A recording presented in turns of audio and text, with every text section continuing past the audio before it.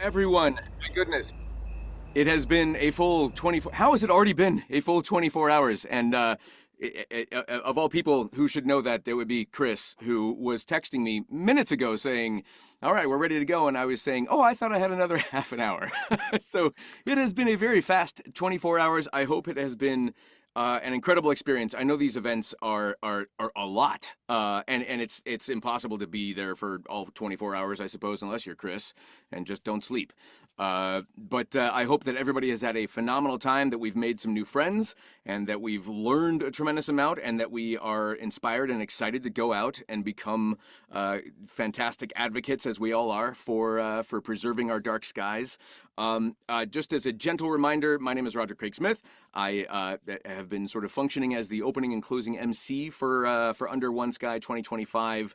I am a delegate, a member. I got involved and passionate about dark skies when, as a working voice actor who was never allowed to do anything during the day, I was trying to find a hobby that I could do at night that would allow me to not worry about whether or not somebody was going to call and say they need you last minute. And I discovered night sky photography. That led me to taking a workshop with Dr. Mike Shaw and Babak Tafreshi, two delegates members, and they were teaching nightscape photography out in the Eastern Sierras. And I took that class on a whim and essentially was completely hooked from that point forward, spending just 3 nights under unbelievably dark skies when, as living in Los Angeles at the time, that's a luxury we just don't get down there. I'm now based in Boise, Idaho, much closer to dark skies, even though Boise is growing and suffering from light pollution of its own. That is getting worse and worse. But thankfully, I am close enough to jump outside and get into those dark skies. Even down near Ketchum, where I think we had a massive dark sky reserve down in that region as well. So I am here to kind of facilitate things. We have an incredible closing keynote speaker that we will be getting to very briefly. I do want to cover just a couple more little housekeeping things, just as a gentle reminder, if folks are just joining and they're not familiar with what's going on or how this all works. We do want to let you know that there is a code of conduct, and that's for everybody's sort of benefit and safety, so that we all know the rules, so that we all know what is expected of us and others, so that we can have just a nice, enjoyable time. I would remind people that with regard to Zoom and all this, if you're having a hard time keeping up, understanding, or if you need to see things or hear things in a different manner, look on the bottom there. You will see the CC button. That's going to help you out in terms of captions, as well as translations for what's taking place during the Zoom meetings. We've also got tremendous merch. Chris is on the slides, and it is absolutely one of my favorite parts. If you have not gotten something from the Bonfire store, just scan that QR code, grab yourself a T-shirt. It's a really fun way to remember these events, and it's also, they do such a great job with the logos. They do such a great job with the art and the imagery. I have people all the time as I'm wandering around. They find the concept of Under One Sky or Protect the Night. I will get people asking me, "What is that? What is that thing what is that shirt for? Is that a band? Are you a fan of Under One Sky, the band?" And then you get to talk to people about what it is that we do. And most people, obviously, find it a very compelling and a very accessible form of sort of activism and in battling pollution. As Nalani was saying yesterday, this is one of the most sort of simplest forms of light pollution or pollution to sort of solve and in fact completely eliminate by the flick of a switch. So grab yourself a T-shirt, grab yourself a hat, a mug, whatever else is on there. They got some really cool zippable sweatshirts this year that I've already picked up myself. Look at this. We've already got, this is what's coming up in 2026. Obviously in April, you've got International Dark Sky Week. Capture the Dark for spring and summer of 2026, and Under One Sky a year from now, November 6th through the 7th of 2026. And I think the Bat is going to be your MC next year and will do a far better job. I can guarantee that. And here we go. There are ways to get involved. I don't need to read out loud. Nobody wants that. It's not story time for me. But do take a look at all that information. And a lot of this stuff is still available. Obviously, I believe, Chris, you can confirm when we are done here, this entire sort of presentation will be available. The talks that we've seen from Lynn Peoples yesterday, everything will be available to be viewed on YouTube after Yeah. the fact. Is that correct? Yep. Perfect. Absolutely. Perfect. So if you've missed something, you haven't missed anything. You just got to get to it after the fact. Let's see. That's where it says all session and workshop recordings have been recorded and will be posted to our YouTube in the coming weeks. There you have it. I could have just read what's here in front of me instead of bothering Chris. Do us a favor, those of you who are in the chat. I know that some of you did this early on when we were doing the opening ceremonies. Just say hello right now. Everybody in the chat, say hi. This is so and so. I'm out in this city in this country, and say hello to everybody. This is one of the benefits of doing such a cool sort of international event. So we just ask everyone to say hello and where you're from. That way we see who all is out there, and that way our guest, our keynote speaker for the closing here, gets to know. My goodness, you've got quite the reach. So without further ado, I'm going to introduce our keynote closing speaker, a phenomenal young human being. Her name is Julia Seitz. I am getting that right, correct, Seitz? Yes, you are. Okay, good. Julia Seitz, you are a senior at South County High School with a strong commitment to protecting the night sky. Through 2 research projects focused on light pollution and streetlight dimming, you have collaborated with local advocates to demonstrate how environmentally responsible practices can also deliver cost-saving benefits for communities. Julia plans to pursue degrees in finance and environmental science to continue promoting smart, sustainable policies that make a lasting impact. So she sounds like a bit of a slacker. Am I right? It's no, everybody, this incredible human being, we're in for a real treat. Please welcome Julia Seitz. Hi, everyone. Thank you so much, DarkSky, for having me. It's so good to be here. I was a little sick a couple days ago, so my throat is still recovering, so please forgive me. I'm just going to share my screen because I have a slideshow planned, so give me just a second. Okay. Here we go. Okay. When I was 8, my family took an RV trip to West Texas, and we saw Big Bend. During our journey, we stopped at McDonald Observatory. By day, I explored the facility on a guided tour, marveling at the immense telescopes and imagining the distant worlds that they could uncover. Yet nothing could have prepared me for what happened at night. As darkness fell, I stepped outside and I froze. Above me stretched thousands of stars, a vast expanse that I had never encountered before. I was simultaneously astonished, but also confused. Why could I see the entire Milky Way so clearly here, but nothing back home in San Antonio? The night sky seemed so muted back home. The question lingered for years, quietly shaping the way that I perceived the world and igniting a curiosity that would later define much of my high school career. I was finally able to answer my question through my sophomore year science project titled The Effect of Artificial Light on Sky Glow. I wanted to understand whether the lights that we use at home or on the streets or in parking lots could truly alter our view of stars. In hindsight, this project seems and looks really simple and its answer obvious, but it opened an entirely new perspective for me. I photographed the night sky in 6 different locations across DC and Virginia with varying levels of population and artificial light, from the heart of DuPont Circle in DC to the Shenandoahs. By measuring the pixel value of each image, I confirmed what I had originally suspected. As artificial light increased, the sky grew brighter, revealing fewer stars.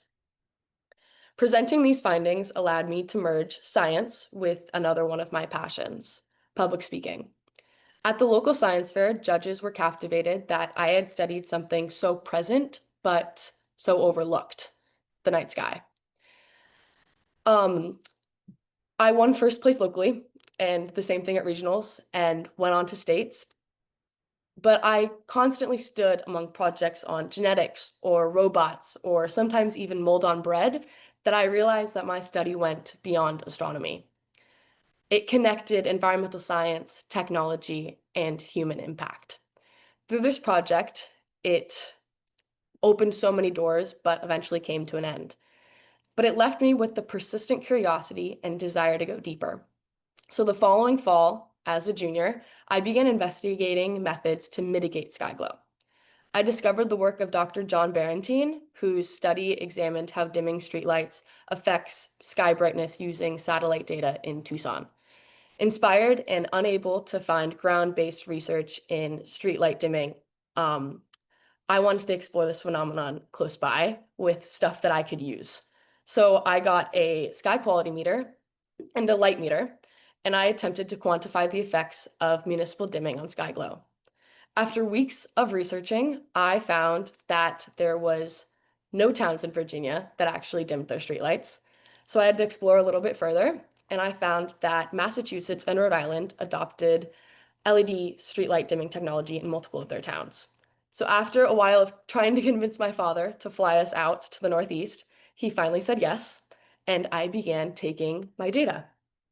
So, under the mentorship of Tim Brothers, who is the co-founder of the Massachusetts chapter of DarkSky, and Brian Woodbury, the director of the Partnership for Rhode Island Streetlight Management, otherwise known as PRISM, I focused on cities that dimmed streetlights at 11 p.m.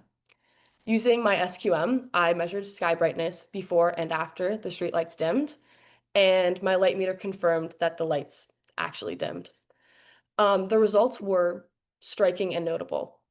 Even subtle reductions in brightness that were not seen by the human eye made measurable improvements in sky quality, and it was able to be seen from the ground. I presented my findings at local science fairs and regionals, and I also won first place at both levels and advanced to states. Since then, I have shared my work beyond the science fair circuit. I presented to the National Capital Astronomers and discussed my findings with fellow enthusiasts. I've also been welcomed to the DarkSky community by Miss Eileen Craigie and worked with DarkSky at the National Book Festival, where I spoke with families and educators and students about the impact of light pollution and what they can do to fix it. I am so grateful to this organization and other organizations like it, and mentors to like Dr. Barentine, Tim Brothers, Brian Woodbury, and Miss Craigie, whose guidance and encouragement made my work possible. Now that my college applications are finally over, I have had time to think about what comes next. I'm still finding my footing and deciding where my advocacy will have the most impact, but I know that this is just the beginning. I plan to study finance and environmental science because I've realized that meaningful environmental impact is not just about awareness. It's about aligning data, policy, and resources to make an impact. Across cities, regions, and nations, opportunities, along with responsibilities, exist to explore how we can balance safety, energy consumption, and the preservation of our night sky. Each adjustment and every thoughtful policy and study adds another piece to our puzzle. So each time still, as I step outside, I look up. I recall the first moment of awe at McDonald Observatory, watching the stars stretch endlessly above me, feeling both small and profoundly connected to not only the universe and the world, but to the possibilities that human curiosity and action can unlock. That feeling still hasn't faded. It's evolved into a curiosity that continues to guide me today and into tomorrow. I see not just stars, but a possibility of where the world of science, advocacy, and community unite to preserve the beauty that still inspires us. That is a world that I continue to strive for and a world that I hope to further contribute to. Thank you.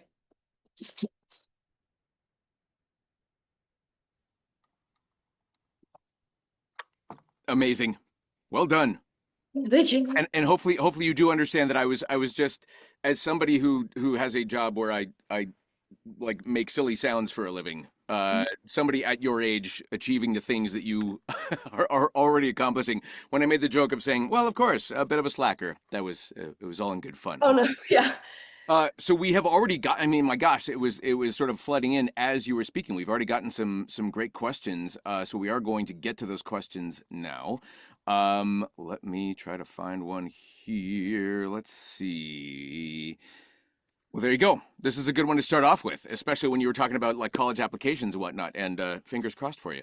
You are at the beginning of your advocacy. What does the next 5 to 10 years look like for you? What would you like to accomplish? That is a really good question. I obviously plan on majoring in finance and environmental science, and by the professors that I will meet at whatever university I get into, I'm hoped to be inspired by them and kind of take the direction of what they give me, if that makes sense. I'm not entirely sure of where I'm planning on going, but I hope that with my research, I can do more research and hope to further make an impact on light pollution and hope to obviously this is a really big goal, but to fix it almost. I feel like that's kind of a childlike goal, but I hope to fix it or make it better.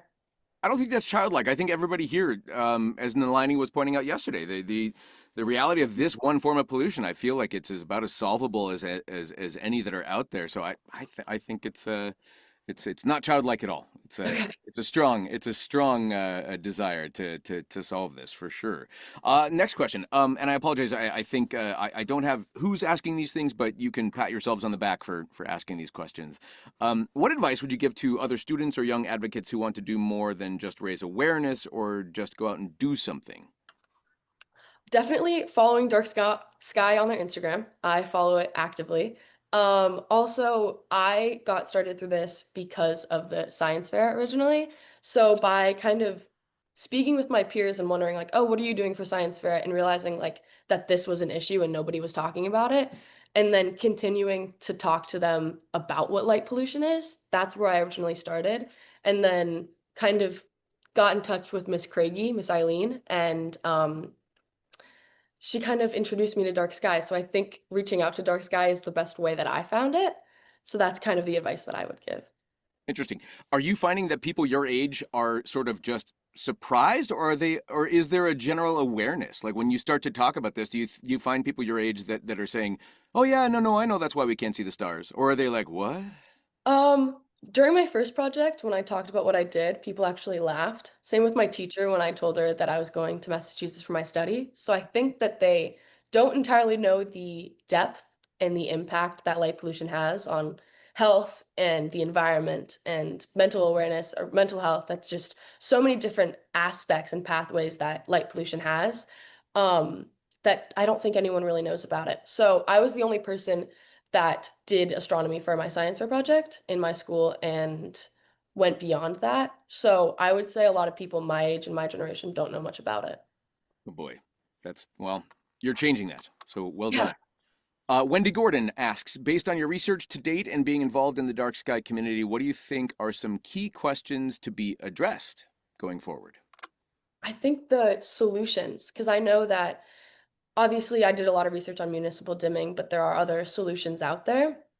Like I've researched about obviously color temperature and maybe turning off streetlights because of motion sensors, but I think also finding different pathways that light pollution can be mitigated. Hmm? Uh, and again, I apologize in advance if I mispronounce your name. It is not intentional. Anili Pacheco Blanco asks, during your presentations in the different fairs, other classmates or students, let's see, other classmates or students there. So I guess she's questioning, were other classmates and students joining you in these projects at some of these other Um, fairs? from my school? I think, Uh, let me see if I misread this. During your presentations in the different fairs, other classmates or students there have joined you in these projects? Question mark. I guess has anybody else kind of taken up your sort of cause and joined you in these other fairs go as you progressed?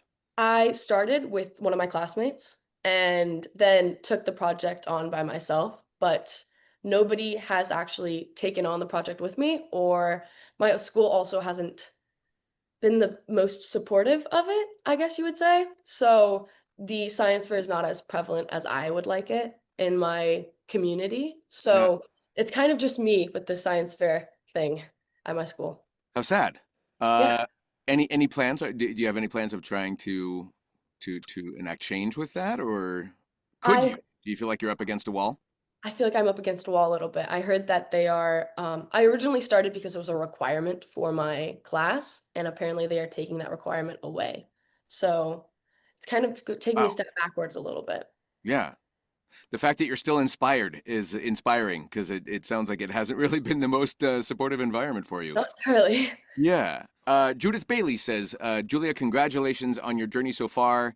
Finance and the environment is an interesting combination. The value and rights of nature legal could be a valuable combination given your subject choices. Have you heard of or are you interested in this?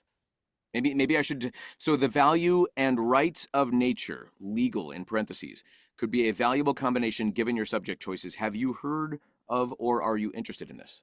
I haven't really heard of it. I'm planning on majoring in finance, but if I get led a different way in business, I'm open to it. But I did a couple of summer programs at a couple different universities for business and policy. So I'm definitely leaning towards business and policy, but I'm not entirely sure the aspect of which I would take it, if that makes Interesting. sense. Yeah, interesting. And I'm also just now learning about that as well. Yeah, I'm not It is an entirely. interesting combination. Let's see. This is a very good one for an old timer here. What's one question adults never ask young advocates that we should ask? That is a good question. Or Um, was that the question in itself? I think that was a question in and of itself. It's too I'm easy. not sure. I think that was a good question. I feel like I get asked a lot of things. I think that was the question because now I'm kind of stumped. Do you just to elaborate on that? Do you find yourself thinking, man, there's just this one part of what the older generation that's come before me just doesn't get about this? Does something like that stick out to you? Hmm. I think converting, a lot of people talk about converting to LEDs, and I feel like a little bit older generations don't talk about it as much. Um, and kind of the different street light technology is not as discussed, but that's just with people I've talked about and in the limited conversations I've had involving that. But I think the shift in LED technology is not as discussed. Interesting. So Interesting. Yeah. Um, if you could build a starter kit for a high schooler anywhere in the world to begin their own light pollution research, what three things would you put in that kit? What would you have liked to start with if you could go back? that's a really good question. I kind of wish I got a book from my future self of kind of advice. I don't know if that would be possible, but there's a lot of things during my research that had to have gone wrong, or not had to have gone wrong, but it's a process. So one of my tools broke while I did the process. So I feel like kind of getting the knowledge that things will go wrong and that that's kind of a process of science. I feel like that's one of them. I don't know if that would be in the box, but another thing is the technology that I was able to use. I used a camera and a light meter and an SQM meter. That was really important in the astronomy field that I found. And I would say the third one is a poster board. I used 5 or 6 poster boards throughout my science fair research. Amazing. You mentioned a book from your future self? Have you ever thought about taking everything that you're learning, this journey, and trying to write a books in an effort potentially to have maybe your local community or at least younger people kind of be aware of this thing that it seems like it does seem like it sort of not skips generations, but it's just something that we just don't consider when we're younger, the idea of light and what it's doing. But have you thought about potentially becoming an author? No, but now that you say it, definitely. I think given that I have been open to the idea of doing more research in college and possibly after that, maybe, I would be definitely open to it. Interesting. Very cool. Let's see. Let me see. Hmm. Let's see. Oh, I got a couple more here. Let me see. Hmm. Hmm. That one I feel like you may have. Let's see. Was there a moment during your research where the data changed your mind about something? I think that it almost solidified what I thought, if that makes sense. That it didn't change my mind, but it made me more confident in my findings or what I previously thought or hypothesized. Okay. In my first study, I definitely thought that artificial light had a connection to sky glow, and now realizing that is kind of what sky glow is and it was a part of. But finding the actual measurements and being like, okay, there's actual science to back this up, more made me more confident in my knowledge in light pollution. Amazing. Cool. That's good. That's that's that's reassuring, I'm sure. Um, Todd Burlett asks, being somewhat younger than many of the advocates on this meeting, what advice do you have for how older generations can connect with and inspire folks your age? Oh, that's good. I feel like a lot of my generation is on social media. So I'm not sure, I'm not telling the older generation to go on social media, but that is a way to connect with people my age is a lot of people, I mean, more people text me than not talk to me, but a lot of people text more than calling or anything. So I would say definitely through social media and advocacy accounts or through Dark Sky accounts on social media, like I think that is a way to get in contact with the younger generation. Good advice. Can you teach us all how to use it? Sure, maybe that'll be in my book. Maybe will you be available for tutorials? Yes. What is this this Insta feed? Is there a misconception about darkness or night that you wish we could retire forever? Is there a misconception about darkness or night that you wish we could retire forever? I at least I used to think that dark was scary Mm, when I was younger, and that like the darker something is, like outside, if it was darker, then I couldn't see things and that it was scary. And now realizing that that's almost the beauty of it, if mm, that makes sense, that mm, like being my family, a lot of my family lives in Chicago, and the sky and the light pollution is really bad, and I felt safe in that. But after my studies, I realized that like it's the exact opposite, mhm, and it harms so many animals, and the glare harms driving and safety. And I realized that total darkness is not always a bad thing. mhm. That's great.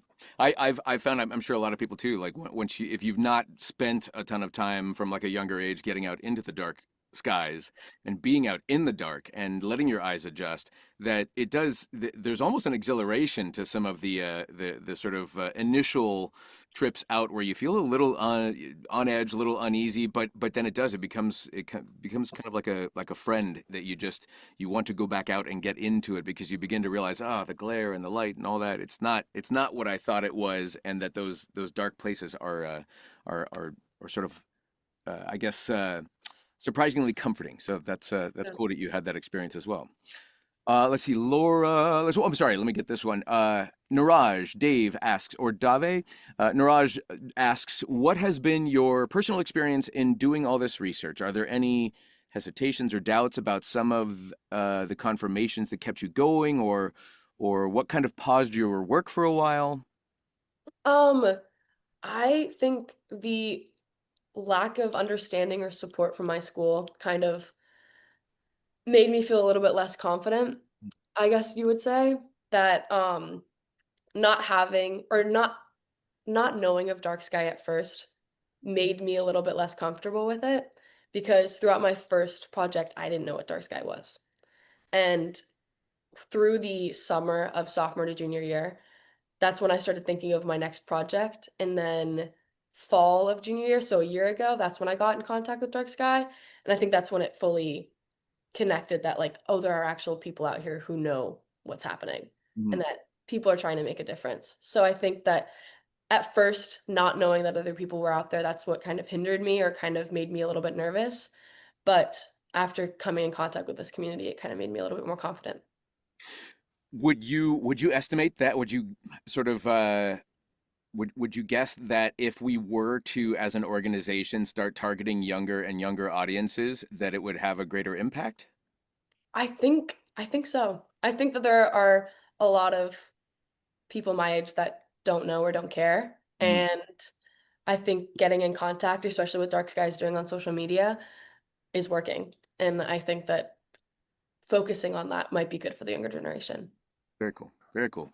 Let's see. Laura Greenleaf asks, is Julia considering any universities in Virginia? And is she anticipating tackling campus lighting policies and practices once attending, such as Campus Shine program? I don't know if you get how familiar you guys are with college application processes, but I early decisioned to University of Virginia. So that means that I like did a contract, and if I get into University of Virginia, I am going. So that is the top school for me right now. But I am hoping at whatever university I go to continue, and I think that that is a really good idea to talk about lighting with officials at the university, because I think that that's a prevalent issue, especially with safety. Yeah, interesting. Yeah, yeah. That balance between safety and lighting and dark sky preservation is such a, yeah. It's a tough one to sort of a needle to thread. Mhm. Chris asks, you started a project and found a passion. Can you share more about what that means to you? Sorry, do you mind repeating the Sure, question? sure. You started a project and found a passion. Can you Mhm. share more about what that whole process means to you? About what the passion means for me. I think that it kind of defined my high school career, if that makes sense, and that it kind of ignited something in me that kind of kept me moving forward. Because high school is definitely a very, for me at least, hard process and very long process of the 4 years, and it definitely that passion kind of kept me going, if that makes sense. That it gave me something to strive for and something to look forward to the research and look forward to the presentations. And that passion almost kept me going, I guess you would say. That's I keep using the term inspiring for lack of a better term, but considering what it does sound like is that you weren't really being supported all that well from your school and whatnot. So for you to go through this and still have an ambition and still retaining your passion for this going forward says a lot about you. Yeah, Um, thank you. let's see, Chris, are we doing okay on time? Should I get to one more? Do you think? Okay, I see a thumbs up. I will end with Ryan Cantrell's question here. It says, Ryan says, I'm a McDonald Observatory employee. Thanks for, I know, it's first, when I first saw that, I was like, oh, okay, this is going to be interesting. Is that the glowing arches are creating a life?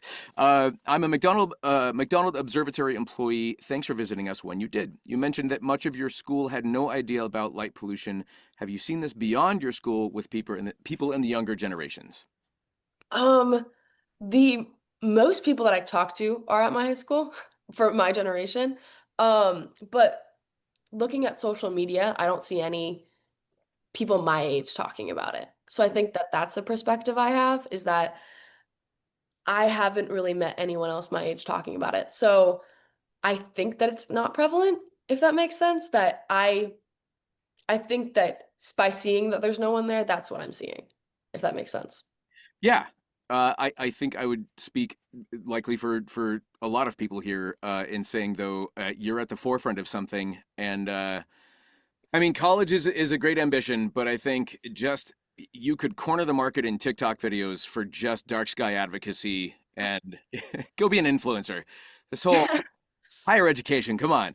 No, Julia, thank you so much. That was a fantastic. Is there anything else that you would want to say before we toss the ball to Ruskin? Sure. Just keep going. And I think just inspiring the younger generation is just something that I think I will try to do personally. And that's what going to be one of my goals going into the future and into college is trying to hope for better light pollution advocacy and street light dimming maybe at my university. So that's what I'll end it with. Amazing. Julia, thank you so much. You are an inspiration. I'm sure that I speak for everyone when I do say we're honored to have you aboard with Dark Sky International. And thank you so much for the presentation. Nicely done. Thank you so much for having me. It was great to see you guys. Thank you. Applause, everybody.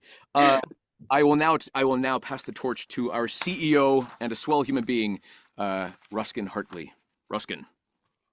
Well, thank you, Roger, and thank you, Juliet. That was amazing. That was just absolutely wonderful to hear from you. Uh, can people hear me? I'm getting a big thing that says unmute on my screen. You can hear me, yeah. Okay, okay. So thank you. That was absolutely inspiring. I mean, just such simple messages. Just go out there and do something. And you're saying that the night skies seem muted. Reminds me of something my kid said. There's something about a younger generation who looks at the world with that sense of curiosity and just asks those questions. And it's just so inspiring to see where you've taken that theme. And thank you. Also, it's inspiring to hear you share how that experience at McDonald Observatory sort of set you on this path. It is just tragic that so many people this day never have that experience. The one bright spot I have is actually when we met in Vienna early this year. One of the other, I'm forgetting her name. She was, I think she has just gone off to college. She had not had that experience, but she had come across DarkSky advocacy because she'd been scrolling on her phone and she had seen pictures of this thing called the Milky Way and wondered what it was and wondered why she could not see it. So like the work of people like Josh Drury, I think, spoken earlier, the power of imagery and photography to inspire change is still here. It's actually something that was really at the heart of the Sounding the National Park movement here in the United States. It's exciting to see that starting to come to bear in the DarkSky movement as that comes forward. So again, thank you, and please let us know where you end up at university, and we look forward to hearing and sharing your journey, and maybe inviting you back in a few years where you can share some words from your future book. Yes, thank you so much. So as we come to the end of Under One Sky, I want to return to where we began, and actually a concept that Julia touched on, this idea that darkness reveals. Darkness is not absence. Darkness is not necessarily something to fear all the time.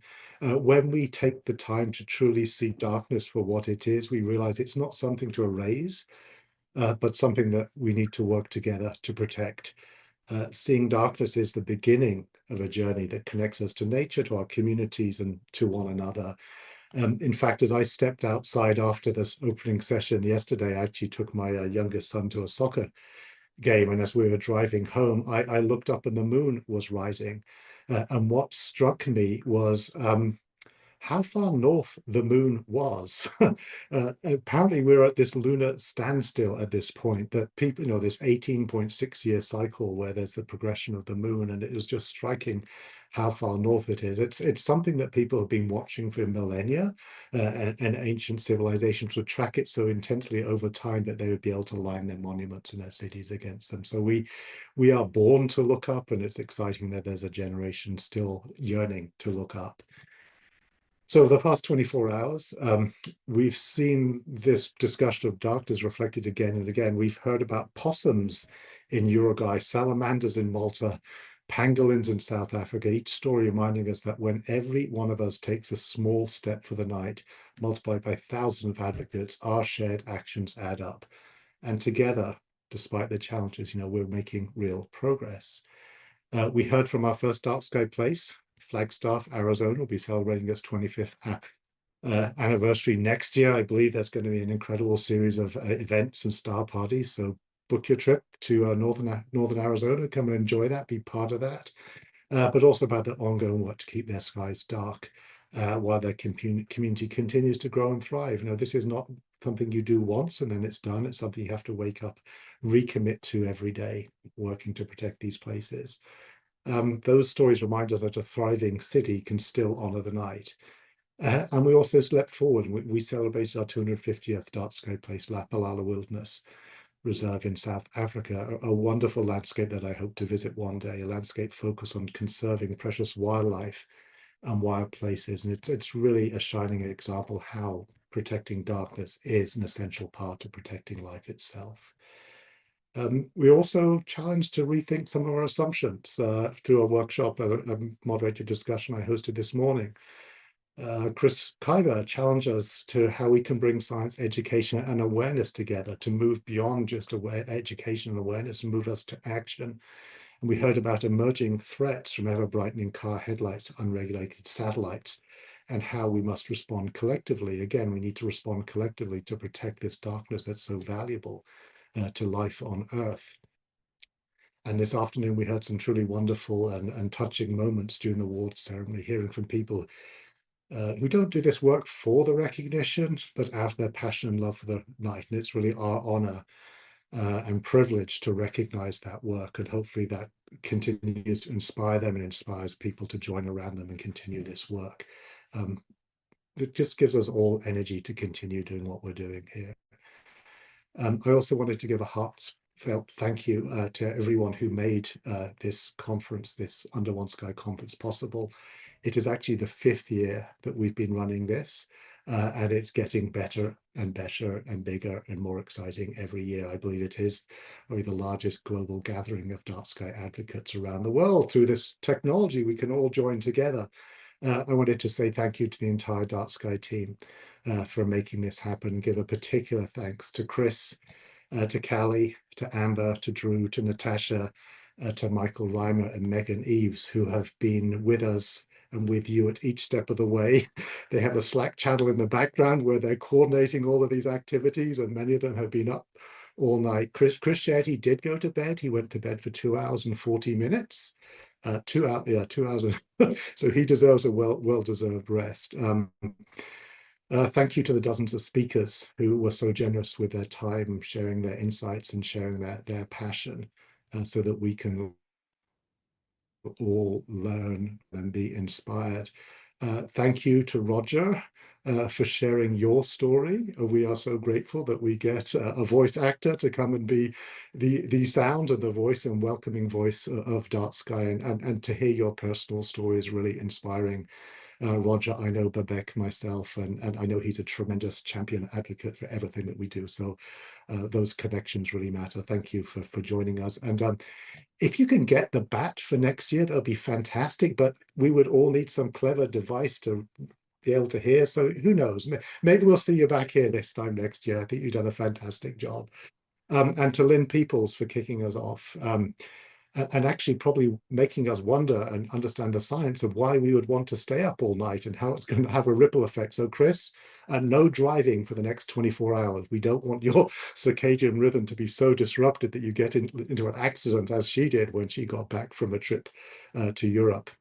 And finally, a thank you for all of you, the hundreds and hundreds of people from around the world who've joined together to make this such a special event. You get to pop into a room and you get hang out with people from Mexico and Paraguay and Namibia and India and Pakistan and Australia and UK, and it's just fantastic to build those connections and feel that sense of community.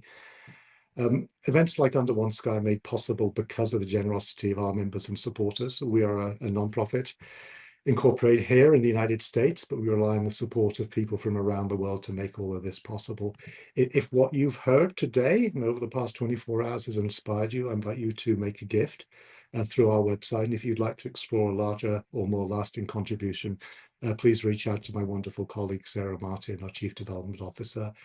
She'll drop her email in the chat. She'd love to hear from you if you have ideas or would like to participate and enable us to continue this work, continue to bring people together, continue the work to protect natural darkness around the world.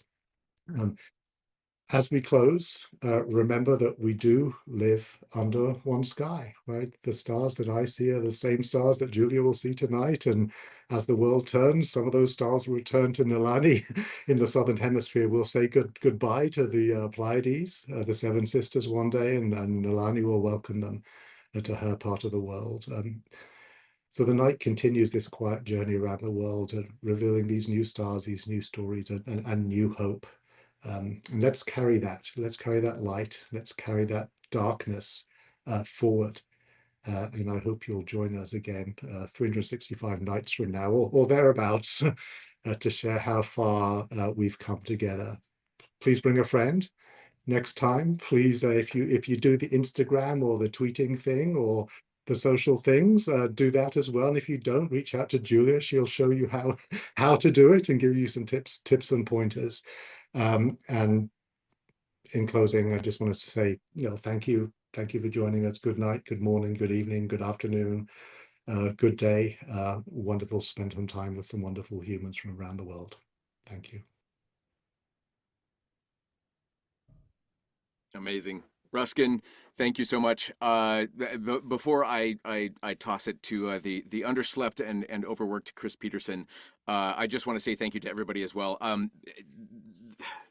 How else to put it other than to say being a part of this organization and meeting the human beings that I've been so fortunate to meet through this organization it's continuously inspiring, and I'm honored to be involved in any way that I can.